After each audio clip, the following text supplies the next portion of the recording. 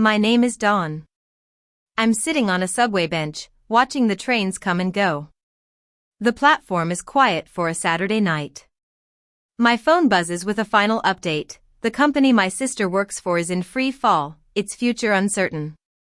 It's a far cry from the scene just a couple of hours ago at the upscale restaurant in Manhattan, where I revealed myself as the silent power behind her so-called success.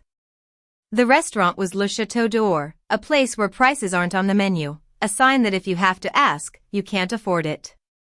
It was my mom's 65th birthday, and my sister, Ava, had insisted on choosing the venue. 3 weeks ago, during a family video call, she declared, "It's Mom's special day. We need somewhere elegant, worthy of the occasion. I'll handle the reservation." What she really meant was a place expensive enough to make me feel out of place and to remind everyone that she was the high-flying one.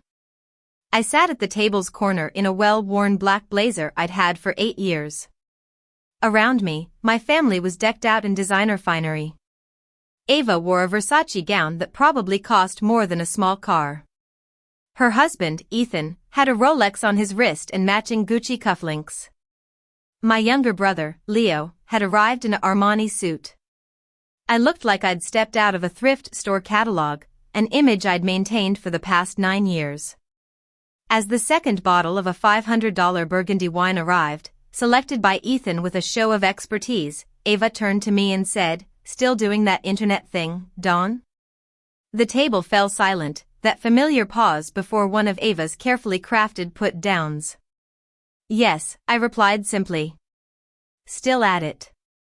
"She runs a successful online business," Mom interjected hopefully. Mom, always the kind-hearted one, trying to defend me with words she barely grasped. Ava's laugh was sharp and cutting. "Mom, stop. It's sweet that you're supportive, but let's be realistic." She turned to me, her face a mask of pity and condescension. "How much are you actually making from your little website or whatever it is?" "It's not a website," I said calmly.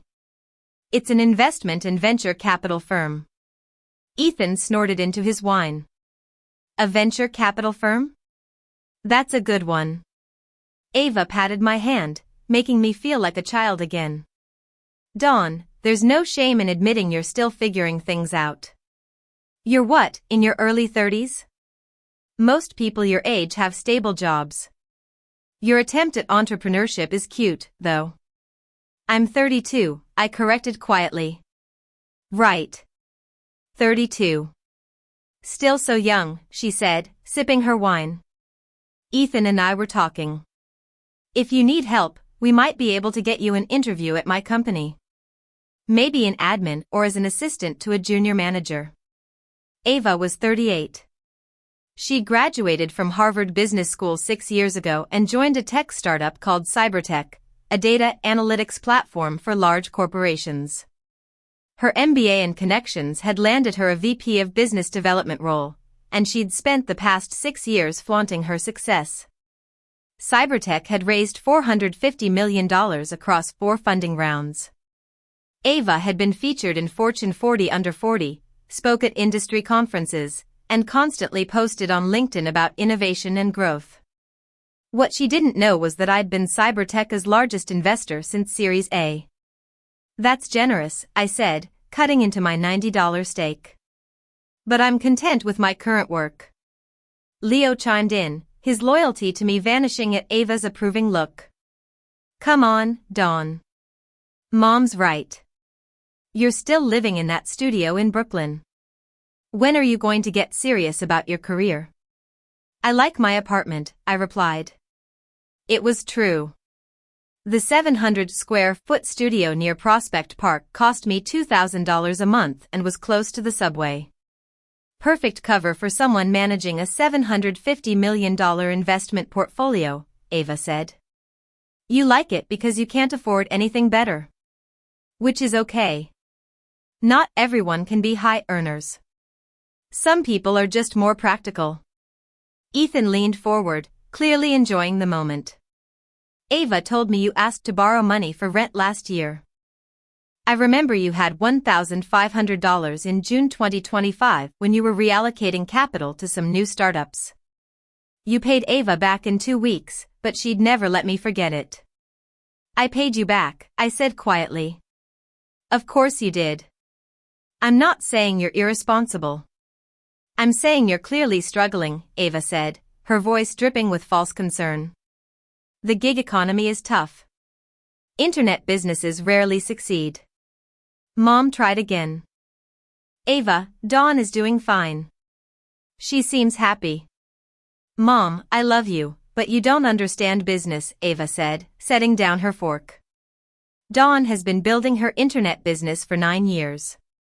If it was truly successful, we'd see results by now.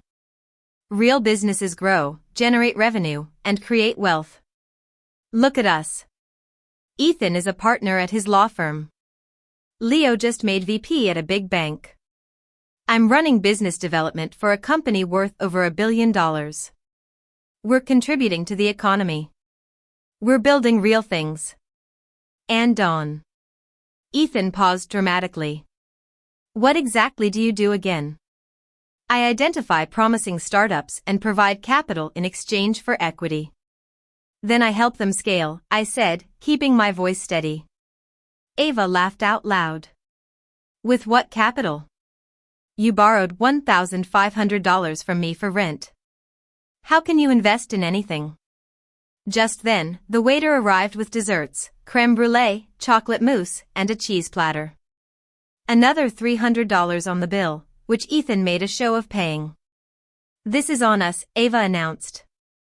Happy birthday, Mom. And don't worry about contributing, Dawn. We know money's tight. It was that casual dismissal that finally pushed me over the edge.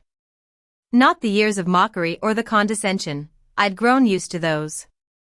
It was the assumption that I couldn't even afford to split the dinner bill. I pulled out my phone under the table and opened my encrypted messaging app. My investment team consisted of 3 people, Lily Chen, my portfolio manager at Starlight Capital Partners, Ryan Gomez, my legal counsel specializing in VC contracts, and Mia Thompson, my financial advisor, who managed the complex web of investment vehicles I'd built over 9 years. I opened a group chat and typed, Dawn, emergency liquidation required. Cybertech complete withdrawal. All positions across entities. Timeline immediate. The responses came within seconds. Lily confirmed a full exit from Cybertech, a total of $180 million across 5 entities. I replied, execute now. Mia warned, this will trigger disclosure requirements. The board will be notified within 20 minutes. I replied, understood. Proceed. Ryan said, legal review underway. We'll have the documents ready within the hour. I set my phone face down on the table and returned my attention to the dessert I wasn't eating. Ava was telling a story about her latest client acquisition, a Fortune 500 company that had chosen Cybertech over 3 competitors. The deal was worth $10 million annually, she boasted. That's what real business looks like, she said. That's what happens when you play in the big leagues. My phone buzzed. Lily reported that Series A liquidation had started, with $55 million in process. Mia said entity disclosures were filed, and the board had been notified. Ryan confirmed Series B withdrawal, with $65 million transferred. Ava's phone rang. She looked at the screen, frowning. It's Tom from the board. That's strange. It's Saturday night. Answer it, Ethan suggested. It might be important. She excused herself from the table, phone to her ear, and walked towards the restaurant's entrance. Leo filled the silence. So, Dawn, seriously, what's your 5-year plan? You can't do this internet thing forever.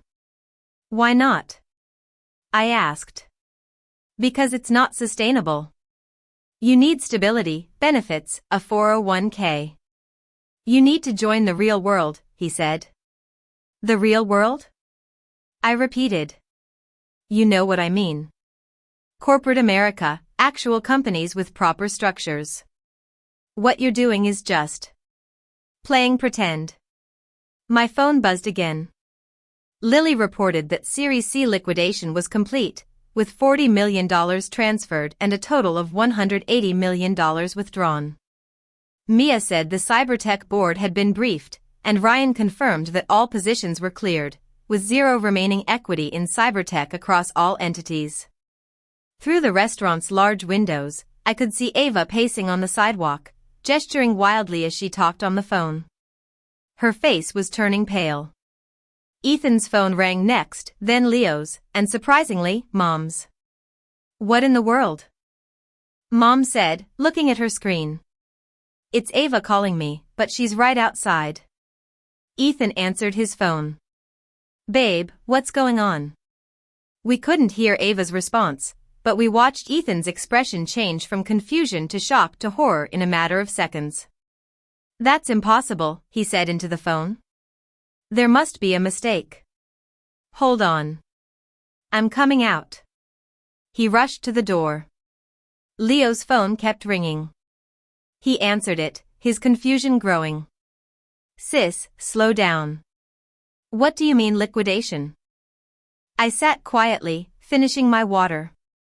Mom looked at me with worried eyes. "Dawn, do you know what's happening?" "I might," I said softly. Ava and Ethan burst back into the restaurant. Ava's makeup was smudged, and she'd been crying. Ethan looked like he'd seen a ghost. "We need to go," Ava announced. "Emergency." "I'm so sorry, Mom. I have to deal with this." "What happened?" Mom asked, standing up and reaching for her daughter. "Our largest investor just liquidated every single share. $180 million. Gone." "Just gone," Ava said, her voice shaking. "The board is panicking. Our CEO is on a plane back from London. The Series D investors are spooked. This could destroy everything." "Who was the investor?" I asked quietly. Ava turned to me. "Some group called Starlight Capital Partners. We've never even met them. They've been completely passive for 5 years. And now, out of nowhere, they're pulling everything." "Starlight Capital Partners," I repeated. "They were our anchor investor. Series A, Series B, Series C, they were in every round. They own 25% of the company, and now they're just gone." Ethan was frantically scrolling through his phone. The investor was spread across 5 different entities: Alpha Ventures, Beta Holdings, Gamma Capital, Delta Equity, and Epsilon Investments, all managed by Starlight. Those were my entities, the same structure I'd used for several other companies to keep my identity hidden while strategically deploying capital. "Why would they pull out?" Mom asked. "No explanation," Ava said. "Just a formal liquidation notice filed with the SEC 20 minutes ago." The board got an automated notification. No warning, no discussion, just gone. Leo was reading something on his phone. "This is already on Twitter. Someone leaked it. Breaking: Cybertech loses $180 million anchor investor. Series D funding in jeopardy." Ava sank into her chair. "This will kill the Series D. We were closing a $250 million round next month. But if our anchor investor just fled, no one else will touch us. They'll think we're hiding problems. They'll think the company is failing." "Is the company failing?" I asked. "No, we're growing 45% year over year. We just signed 4 major clients. Our technology is solid. We're profitable," she said, her voice cracking. "But it doesn't matter. In venture capital, perception is reality. If Starlight thinks we're a bad bet, everyone else will, too." Ethan was making calls, his voice urgent as he stepped away from the table. Ava looked at me, tears streaming down her face. "I'm sorry, Dawn. I know I was being mean earlier. I'm stressed, and I took it out on you. I'm sorry." It was the same insincere apology she always gave after humiliating me. "It's okay," I said automatically. "No, it's not okay," Mom said firmly. "Ava, you've been horrible to your sister for years. Your sister has always supported you, and you treat her like an embarrassment." Ava wiped her eyes. "I know. You're right. I'll do better. I promise. But right now, I need to deal with this crisis. My entire career is falling apart." My phone buzzed.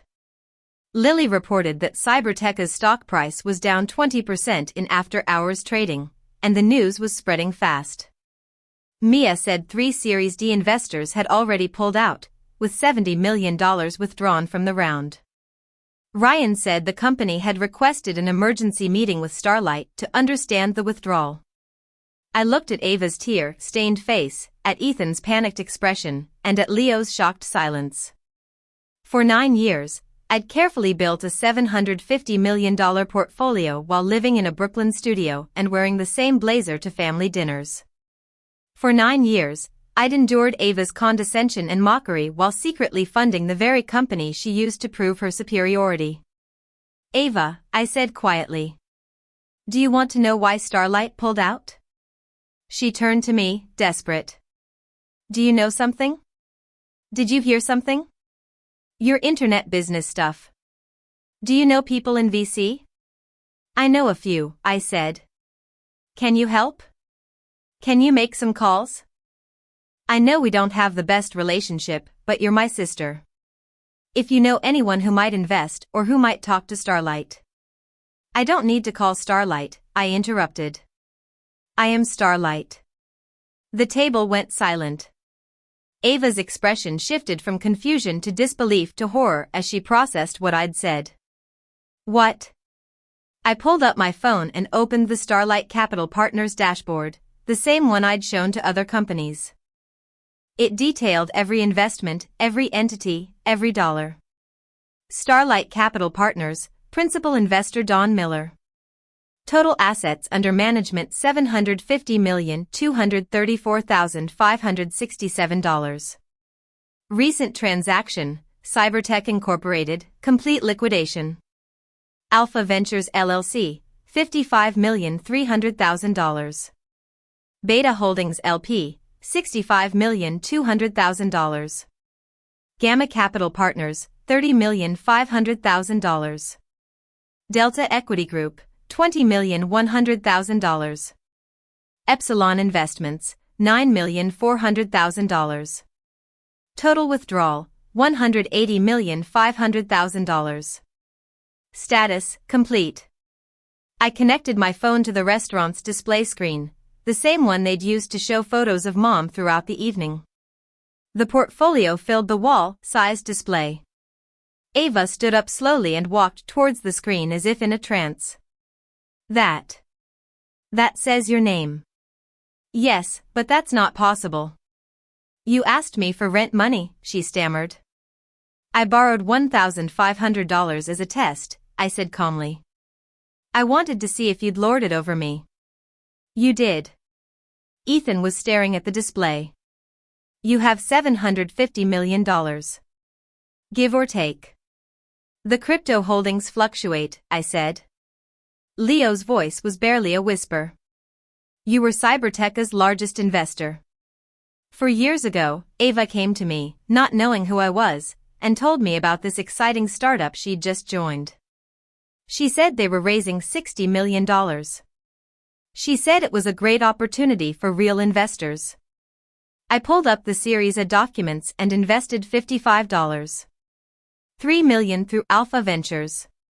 When you raised Series B, I added $65. $2 million through Beta. Series C, another $30. $5 million through Gamma. And during the pandemic, when you needed emergency bridge financing, I provided $20. $1 million through Delta and $9. $4 million through Epsilon." Ava had gone completely white. "You've been funding my company for 4 years." "Yes. Why didn't I tell you?" For the same reason I don't tell most of my portfolio companies. I wanted to see if you'd value me for who I am, not what I have. I pulled up my complete holdings list. It showed active investments in 25 portfolio companies, total deployed capital of $500 million, a current valuation of $750 million, and an average return of 50%. Ava was reading the list, her eyes widening with each line.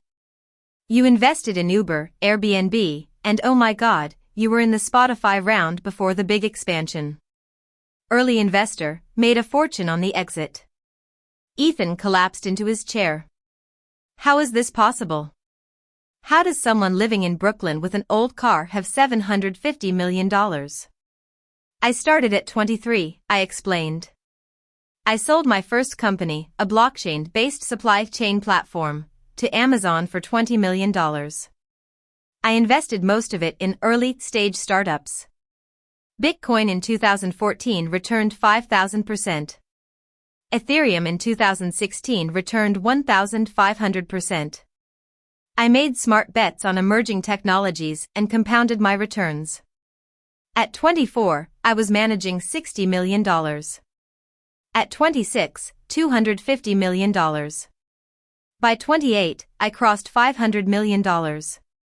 I'm 32 now, and I run one of the most successful micro VC firms in North America.